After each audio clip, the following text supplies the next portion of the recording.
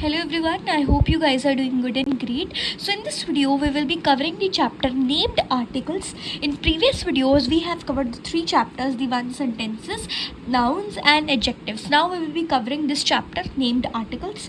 If you want to cover the basics of your English grammar, you can refer to this YouTube channel as the upcoming videos will be about this only.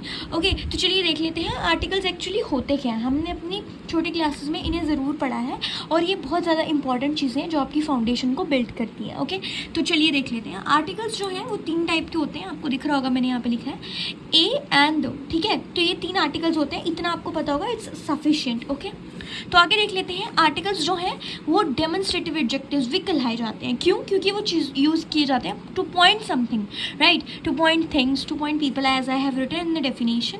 सो ये हो गया. फिर उसके बाद if you want to write definition of articles तो आप लिख सकते हो the words a and the are called as articles. Okay, तो चलिए आगे देख लेते हैं. यूज बिफोर नाउन्स, ये तो आपको पता ही होगा. इन नाउन्स के आगे जो है यूज़ किए जाते हैं. तो जो अ और एन है ये इनडेफिनेट में आ जाता है और द है वो डेफिनेट में आ जाता है. ओके, तो चलिए मेरे को आई होप आपको ये ऊपर ऊपर से समझ आ गया. This was the introduction. आगे हम इनको इंडिविजुअली स्टडी करेंगे. तो चलिए देख लेते हैं. सो here we go with the individual introduction of a. तो जो अ है वो यूज़ होता है बिफोर काउंटेबल्स. काउंटेबल्स जो चीज़ें काउंट हो सकती हैं, जैसे बुक्स, यहाँ पे मैंने लिखा है अ बुक, अ चेयर, है ना. कोई भी चीज़ है जो काउंट हो सकती है उसके आगे जो है अ लग जाएगा. ठीक है, इन सिंगुलर नंबर. ओके, ये भी ध्यान रखें. ये कुछ कंडीशंस हैं जो हमें पता होनी चाहिए जब हम आर्टिकल को लगाते हैं. मैक्सिमम गवर्नमेंट एग्जाम्स में ऐसे कुछ क्वेश्चंस ग्रामर में से उठ के आ जाते हैं जो आपको करने पड़ते हैं और आपको आने भी चाहिए. सो ये जो है ये फाउंडेशन बिल्ड कर देता है हमारी. हमें थोड़ी चीज़ों का पता हो तो हम वहाँ पे कोई जो है MCQ सही कर सकते हैं. ठीक है, तो चलिए आगे देख लेते हैं. अब बिगिनिंग विद कॉन्सोनेंट साउंड. ठीक है, इसका भी ध्यान रखना. कॉन्सोनेंट साउंड से जो है वो बिल्ड करना शुरू होना चाहिए. जैसे है अ बनाना, अ लेक. ठीक है, बहुत सारी एग्जांपल्स हैं. आई हैव रिटन ओनली 2 क्योंकि आपको इस एग्जांपल से ज़्यादा समझ आएगा. अगर मैं डेफिनेशंस दे दूँ तो उससे कम समझ आता है. ये मेरे साथ भी होता है, तो that's why I have written the examples. So चलिए आगे देख लेते हैं. एंड ये बहुत छोटा सा चैप्टर है and it will be covered in मैं जल्दी ट्राई करूँगी कि ये चैप्टर जो है कवर हो जाए. ठीक है, आगे देख लेते हैं. एन की बारी आती है. जो एन है यूज बिफोर काउंटेबल्स, ये भी काउंटेबल्स के पहले ही यूज़ होता है. ये प्लीज़ इसको जो है आप इग्नोर करिए, मैंने गलती से कर दिया. तो इन सिंगुलर नंबर. ओके, जैसे मैंने यहाँ पे लिखा है, आपको वॉवल्स का पता होना चाहिए. These are the vowels AEIOU. Okay, तो ये है, ये आपको छोटी क्लासेस में यही बताया होगा कि जो एन है वो वॉवल्स के साथ ही यूज़ होता है. Let's come to an. जो एन है वो भी काउंटेबल्स के पहले यूज़ होता है इन सिंगुलर नंबर. ओके, जैसे यहाँ पे लिखा है मैंने एन एप्पल, एन एंट. ये जो मैंने लिखे हैं AEIOU, ये आपने अपनी छोटी क्लासेस में ज़रूर पढ़े होंगे. ये वॉवल्स हैं, दीज आर वॉवल्स. तो आपको छोटी क्लासेस में यही बताया होगा कि जो एन है वो वॉवल्स के साथ यूज़ होता है. लेकिन उसके भी कुछ कैरेक्टरिस्टिक्स हैं जो कि हम अभी देख रहे हैं. आगे देखते हैं. Use before a countable in singular number beginning with vowel sound. Vowel sound का ज़रूर देखना है आपने, ज़रूर. तो यहाँ पे आपने देख लिया विद वॉवल साउंड, जैसे कि एन एग, ई आ गया यहाँ पे. आपने ये तो देखना ही है, साथ में उसकी वॉवल साउंड भी देखनी है. जैसे ऑरेंज का ओ आ गया यहाँ पे. ओके, तो चलिए आगे देख लेते हैं. आगे यहाँ पे बताया गया है वर्ड्स बिगिनिंग विद कॉन्सोनेंट और अ वॉवल. इसमें ये नहीं यूज़ होगा, ये ध्यान रखें आप. ठीक है, words beginning with a consonant sound, जो साउंड जहाँ पे साउंड आ जाएगी, और अ वॉवल साउंड, वहाँ पे ये ज़रूर यूज़ होगा. Okay, let's move to the another point जो है if some words begin with a unsounded h they also take an with them. ठीक है, जैसे मैंने आपको, मतलब मेरे को हमेशा कन्फ्यूजन रहती थी व्हेन आई वाज चाइल्ड कि ये जो और है मतलब इसको आर बोलते हैं, तो ये इसके साथ हम क्यों इसे यूज़ करते हैं. मतलब एच से शुरू हो रहा है लेकिन आपने साउंड भी देखनी है ना.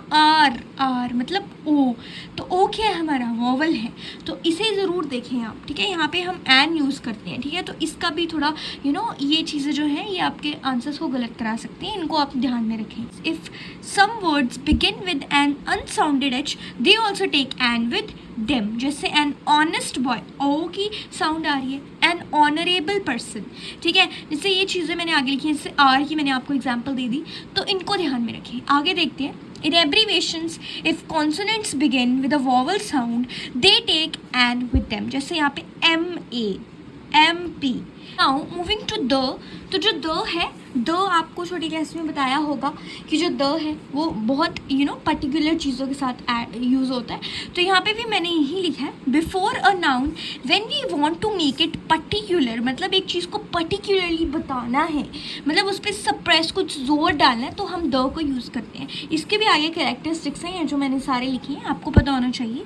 आई have read the book you are talking of. ठीक है, I have read the book, मैंने यहाँ पे जो है कुछ किसी चीज़ पे कुछ ज़्यादा ध्यान डाला है. ठीक है, तो मैंने यहाँ पे द यूज़ किया. ठीक है, द पर्टिकुलर चीज़ों के साथ यूज़ होता है, इसको आप ध्यान में रखिए. विद सुपरलेटिव्स, हमने सुपरलेटिव्स ज़रूर पढ़े होंगे अपने चाइल्डहुड में, तो यहाँ पे भी यही आ गया कि जो द है वो सुपरलेटिव्स के साथ भी यूज़ होता है.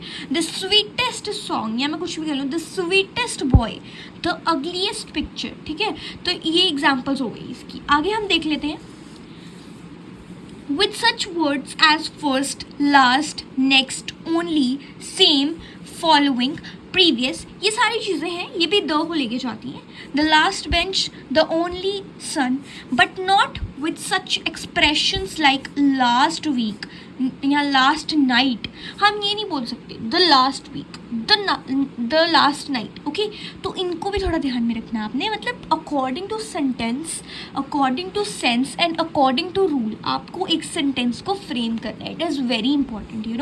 आपको इंग्लिश ग्रामर के रूल्स भी पता होने चाहिए. आपको जो चीज़ आप लिख रहे हैं, वर्ब लिख रहे हैं, नाउन लिख रहे हैं, कुछ भी लिख रहे हैं, you should see the sense that is it making any sense, और आपके जो रूल्स हैं वो इसके ऊपर सही से एप्लीकेबल हो रहे हैं. It is very important. Then only this sentence will be correct. Okay, with a common noun when the noun represents the whole class. ठीक है, ये कॉमन नाउन के साथ भी यूज होगा.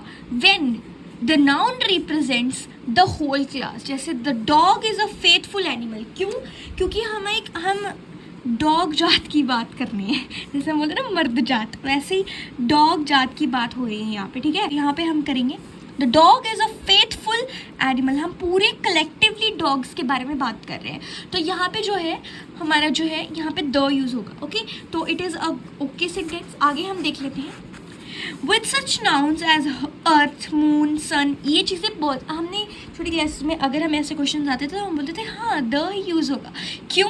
क्योंकि हम कहते हैं कि बड़ी पर्टिकुलर चीज़ें हैं, इनके साथ हम एंड कैसे यूज़ करेंगे, तो हम द यूज़ करते थे. तो ये बात सही थी, हमें द ही यूज़ करना है. क्यों? जैसे हम यहाँ पे लिखते हैं we could see the moon in the sky. ठीक है, तो द मून आ गया, द सन, कुछ भी आगे मैंने जो ये रूल लिखे है ना ये सेम है.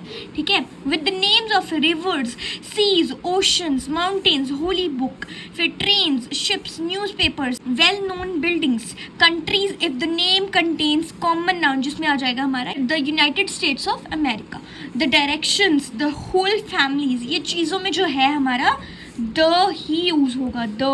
ठीक है, इसे ध्यान में रखें. So here we will understand the omission of the. I hope my pronunciation is not wrong. But चलिए pronunciation को क्या करना है, हमें टॉपिक को समझना है. तो टॉपिक देख लेते हैं. Normally we don't use the with proper nouns, abstract nouns and such nouns as gold, silver, water, wood, etc. हम ये थोड़ी बोलेंगे the gold, the silver, like that. तो यहाँ पे एग्जाम्पल में है India is a great country. When we use these nouns as particular then we use the. जब हमने किसी चीज़ पे सप्रेस करना हो, किसी चीज़ पे ज़्यादा ध्यान दिलवाना हो, तब हम जो है द का यूज़ करते हैं, मतलब पर्टिकुलर चीज़ पे. जैसे बोल रहे हैं the India of the 21st century is going to be a superpower. ठीक है, तो ये हमारा एक सेंटेंस हो गया जो कि बिल्कुल करेक्ट है. So this was about this chapter. I hope you like the video और आपको समझ आया वो कंसेप्ट. अगर आपको समझ आया तो प्लीज़ लाइक करना और ज़रूर सब्सक्राइब करना. चलिए मिलते हैं नेक्स्ट वीडियो में. Till then take care and bye bye.